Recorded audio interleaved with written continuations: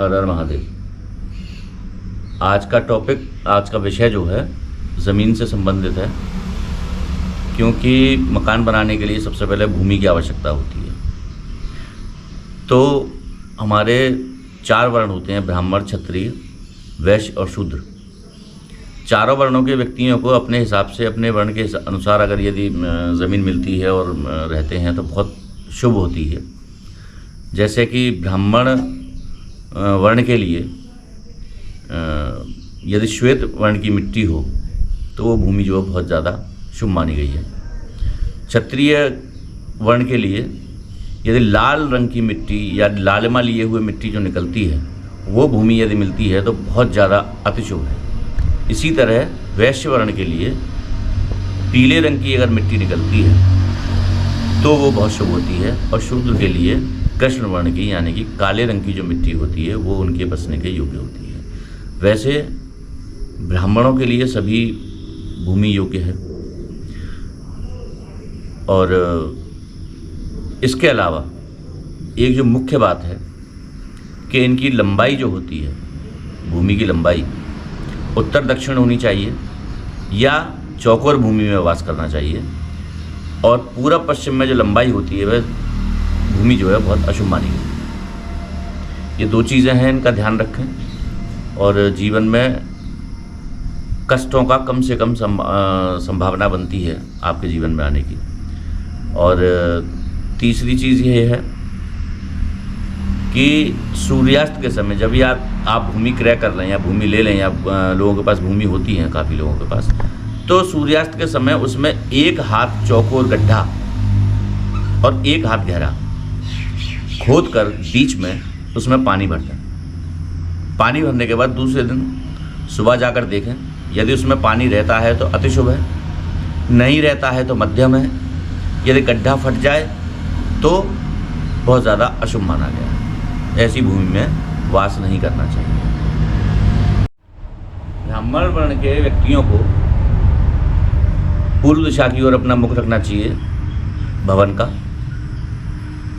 क्षत्रिय और शूद्र को उत्तर दिशा की ओर मुख रखना चाहिए। और वैश्य को दक्षिण दिशा की ओर अपने भवन का मुख्य द्वार रखना चाहिए।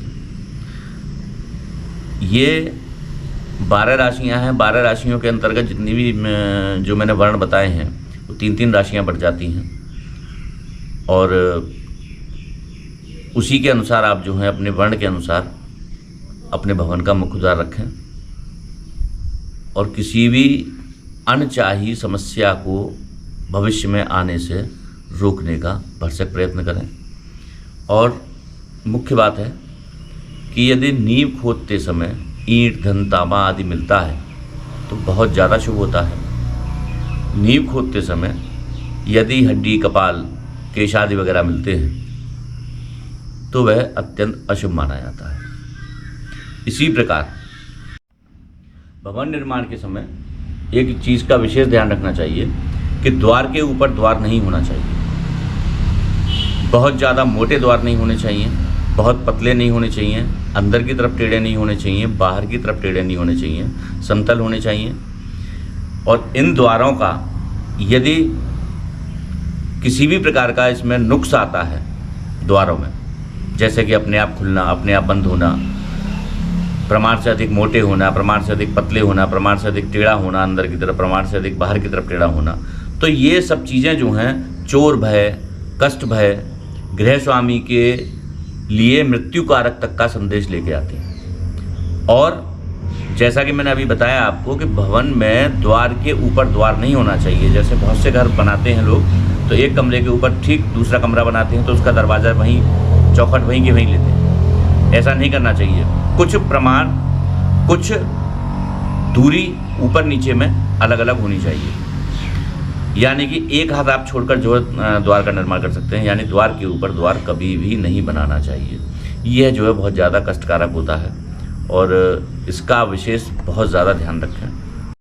और भवन निर्माण के समय जो है एक बहुत विशेष चीज़ है, विशेष बात है, उसका विशेष आपको जो है पालन करना चाहिए सभी को, सभी वर्णों के व्यक्तियों को, कि ब्रह्मा का यदि मंदिर है तो उसके बगल में कभी भी भवन का निर्माण नहीं करना चाहिए। विष्णु जी, सूर्य भगवान और शिव मंदिर के सामने भवन का निर्माण नहीं होना चाहिए और देवी मंदिर के किसी भी भाग में भवन का निर्माण नहीं होना चाहिए। जैन मंदिर जो होते हैं, जैन मंदिर के पीछे के ओर भवन का निर्माण नहीं करना चाहिए। आशा करता हूं कि आप लोग जो हैं इस चीज़ को अच्छे से समझेंगे और पालन करें इसका और आने वाली समस्याओं से निजात पाने की कोशिश करें, यही मेरी कामना है। एक विशेष अनुग्रह मैं आपसे चाहूँगा कि चैनल को जो है लाइक करें, पसंद करें और सब्सक्राइब करें और आपके जितने भी मिलने वाले हैं, आपके जितने भी प्रेमी हैं, आपके जितने भी रिश्तेदार हैं, आपके जितने भी मित्रगण हैं, उन सबको शेयर करें ताकि अधिक से अधिक जानकारी लोगों को मिल सके। क्योंकि आज के समय में ये बहुत ज़्यादा उन्माद युक्त हो गया है समय और कुछ लोग जो हैं इस युग के प्रभाव में आकर इन चीज़ों को नहीं मानते हैं और कष्ट भोगते हैं, अक्सर देखा गया है। इसीलिए बस मेरा आपसे यही निवेदन है कि जितनी जानकारी मैं दे रहा हूँ उसका पालन कीजिएगा, चैनल को लाइक कीजिएगा, सब्सक्राइब कीजिएगा, जिससे कि मैं और अच्छी जानकारी आपको दे सकूँ। महादेव।